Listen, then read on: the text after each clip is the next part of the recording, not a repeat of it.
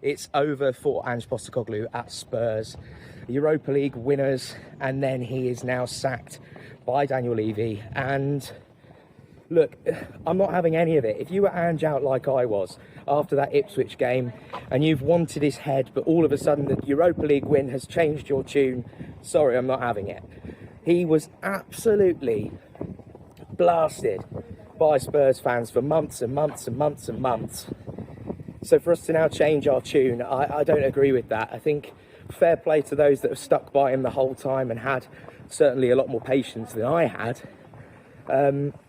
But I completely understand why the decision was made. 22 defeats, our worst ever Premier League finish, finishing 17th. There's not been a team in Premier League history that's lost that many games and not been relegated.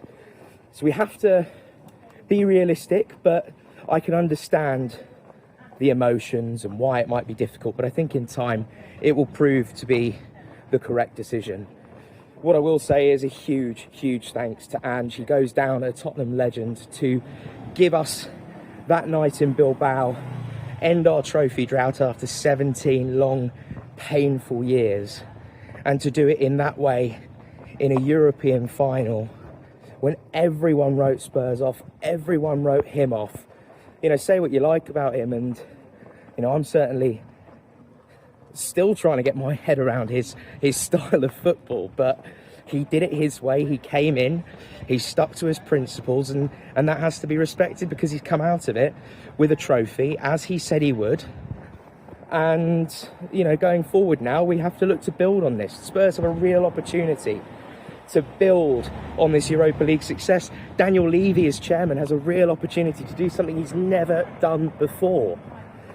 Do I have confidence that we will build on that? Well, your guess is as good as mine. But, you know, I've been incredibly critical of the board for a number of years now. And, you know, that does not change. I still want Levy out.